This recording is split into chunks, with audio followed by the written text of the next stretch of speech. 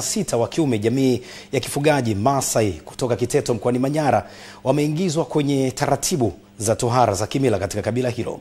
Hapa ni taarifa Mohamed Chumvi kutoka Kiteto ikifafanua zaidi.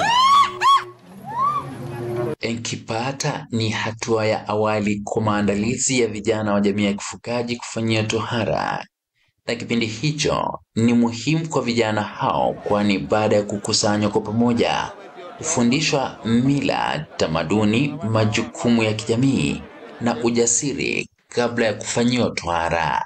EATV tumefika kijiji cha Njia Panda wilayani Kiteto, na hapa tumeshuhudia maandalizi ya tohara hiyo, huku ikielezwa kuwa sherehe hizo huwa na tija kwa wanawake, hasa wale wenye tatizo la uzazi. Baada ya kufanya mila hii tumenufaika, maana mwanamke aliyepata mtoto aliheshimika na aliheshimiwa kwenye ndoa yake na aliheshimiwa na alifurahi sana.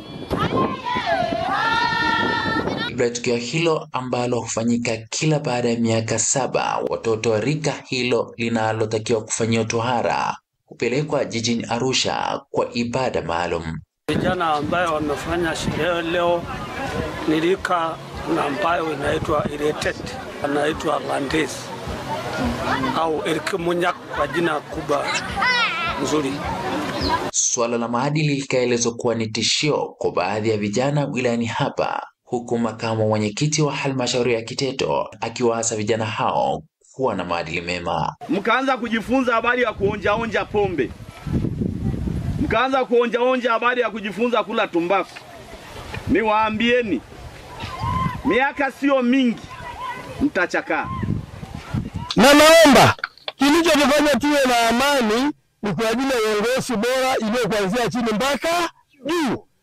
Naomba kuna waisi, naomba tuthibiti, nyinyi ndio jeshi la Manyangino, lakini ndio wenyewe waisi wa mbu.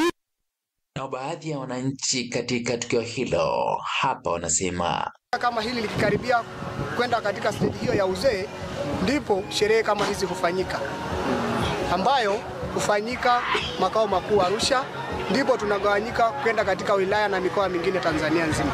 Ikiwa na kosa kubwa tunamwadhibu dume, tunaamua tumwadhibu dume au beberu au adhabu nyingine yote itakayomliwa na jamii. Mimi ni Mohamed Chumvi, askari wa mwavuli wa EATV. Shukran sana Mohamed Chumvi kwa taarifa hiyo. Nimependa hapo wanapoambia vijana waache kuonja pombe. Bila shaka